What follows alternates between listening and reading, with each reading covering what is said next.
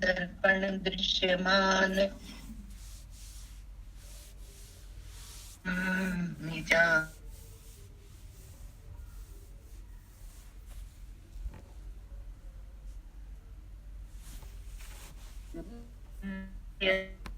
निद्रया यः साक्षात्कुरुते प्रभो स्वात्मानमेवाद्वयं तस्मै श्री गुरुमूर्तये नमः। इदं श्री दक्षिणामूर्तये।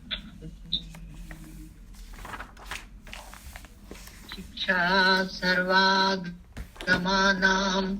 निखिल जनमनः पावनी कापि दीक्षा दीप्ता सर्वात्मदृष्टिर् निरवधि करुणा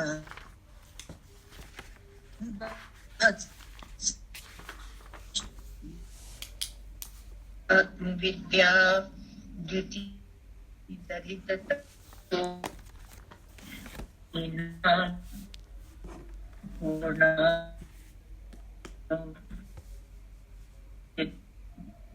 प्रति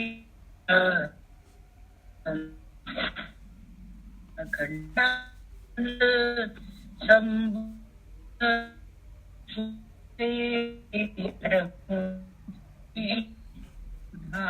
स्मित समाश्लिष्ट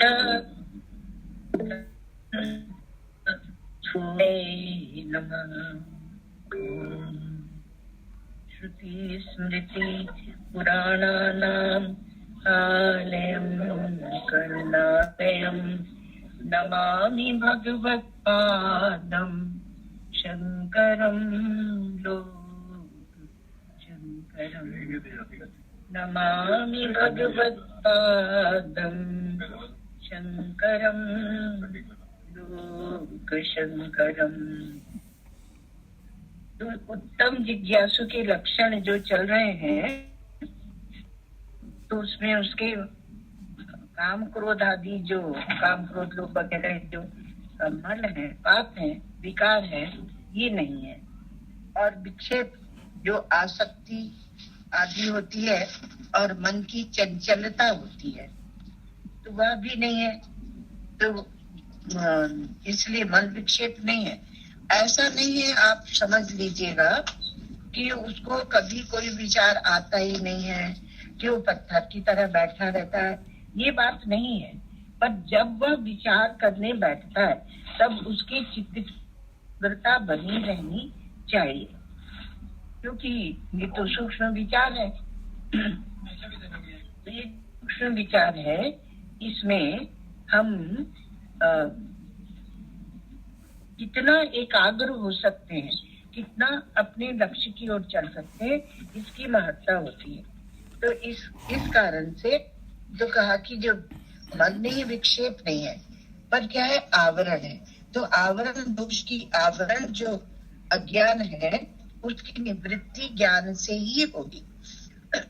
इसलिए यहाँ ज्ञान की आवश्यकता पड़ गई। अब ये निष्काम कर्म करके उसका मल विक्षेप तो निवृत्त हो गए, वासनाएं और आसक्ति भी निवृत्त हो गए, पर क्योंकि उसने उपासना की है, इसलिए वेदांतों में भेद भी बनाते हैं, कृतोपास्ति और अकृतोपास्ति। पर उसके आवरण की निवृत्ति जो है वो ज्ञान से ही होगी। तो अब ये साधन चतुष्टय संपन्न होकर वो गुरु की शरण में जाता है।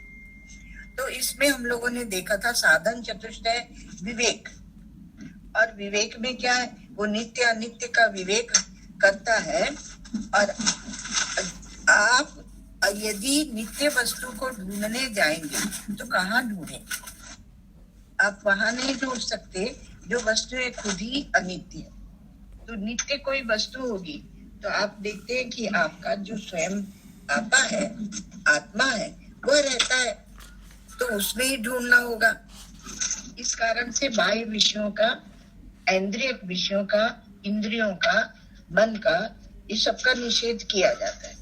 तो विवेक पहले होना चाहिए जीवन में। परीक्ष लोकान कर्मचिता ब्राह्मणों निर्वेदमाया नास्ति अकृत कृतेन, जो अकृत वस्तु है, मोक्ष वह अकृत वस्तु है।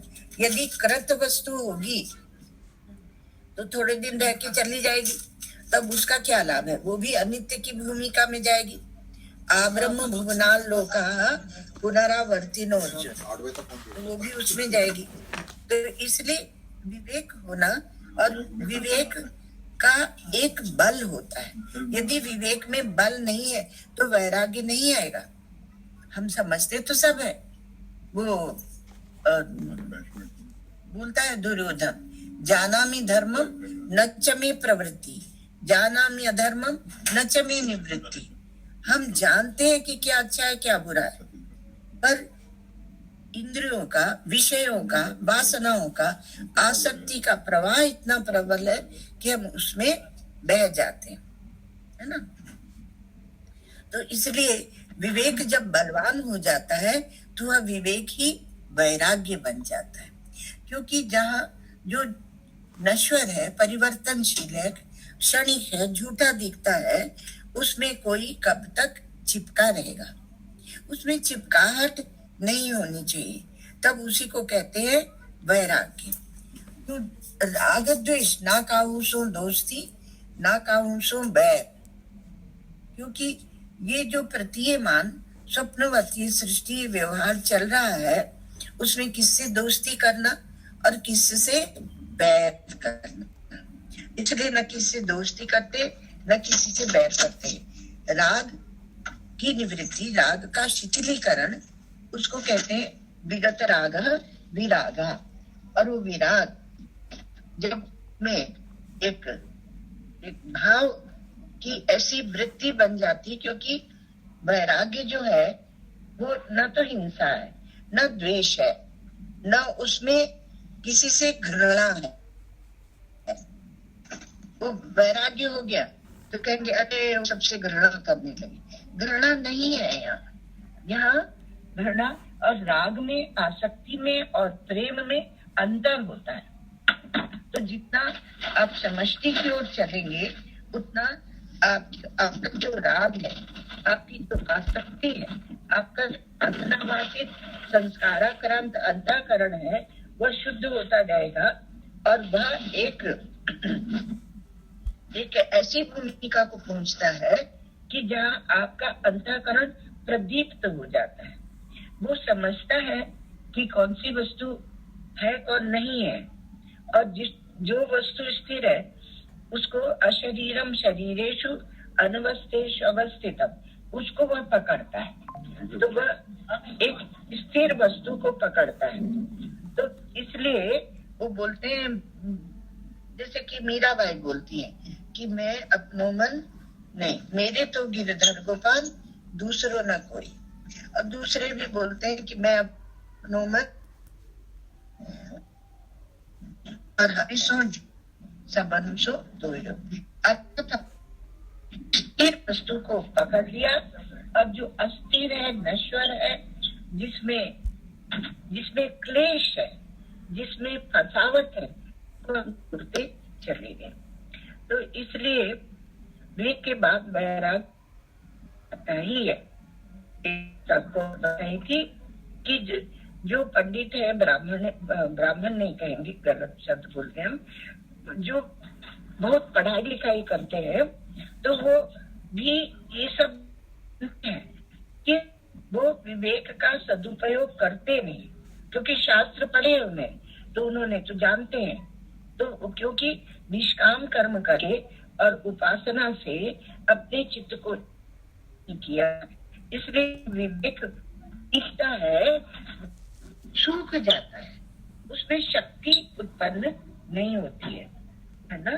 तो उसमें शक्ति की उत्पत्ति नहीं होती है। क्या है कि वैराग्य उत्पन्न नहीं हुआ, विवेक कुछ लाभकारी नहीं होता। तो बोलते हैं कि चित्रा नलम न नलमेव विद्धि, चित्रा मृतम न मृतमेव विद्धि, वशिष्ठ जी बोलते हैं। और चित्रांगना नूनम अनंतमेव वाचो विवेकस्तु अविवेक एवं। तो कहते हैं कि हमें चित्र में खूब बड़ी अवधि दिखा है, बड़ा पर्दा बना हुआ है, चित्र बना हुआ है, उसमें आग ही आग जल रही है, तो क्या आपके शीत की वह निवृत्ति हो जाएगी? नहीं होगी, क्योंकि वह तो आभास मात्र है, केवल दिखती है। इसलिए कहते हैं कि चित्र में जो अनल है, अग्नि है, उस अग्नि मत मानना, इसे बता रहे वह अग्नि नहीं है, न अनलमेव विद्धि। और चित्र में एक अमृत बना है, जैसे ये कुंभ वगैरह होता है ना, तो बड़ी बड़ी कलश बना देती है अमृत, लेकिन उससे अमृत की प्राप्ति नहीं होती, आप उसको पी भी नहीं सकते। तो चित्रामृतम नामृतमेव विद्धि। और चित्रांगना एक स्त्री थी, बड़ी अच्छी अच्छी, लेकिन वो ना आपको एक गिलास पानी पिलेगी, ना आपसे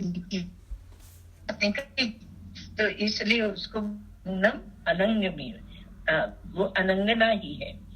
और इसी प्रकार से वाचो विवेक एवं, जो वाणी से केवल बड़ी बड़ी बात करते हैं और जीवन में उनके उसका नहीं है, तो अविवेक ही है, तो शब्दात्मक है ये ज्ञान। तो आपको अनुभव पर्यंत नहीं ले जाए, पहुंचना है हमें अनुभव पर्यंत। तो इसलिए बोलते हैं कि विवेक का फल वैराग्य है। कभी कभी एक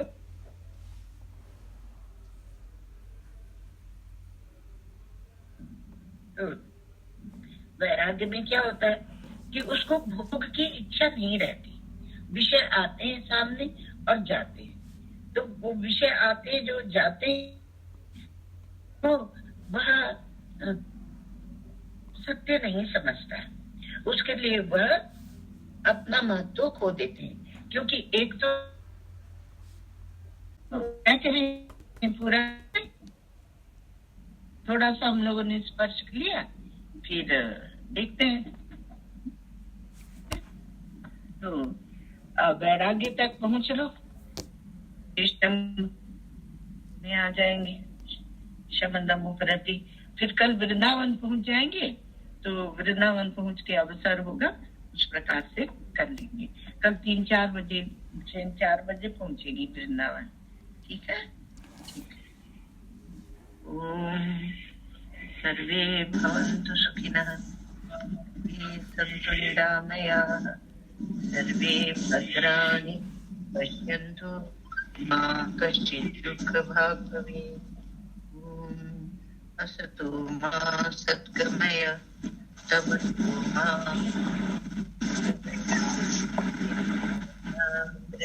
गमय। ओम पूर्णमदः पूर्णमिदं पूर्णात् पूर्णमुदच्यते,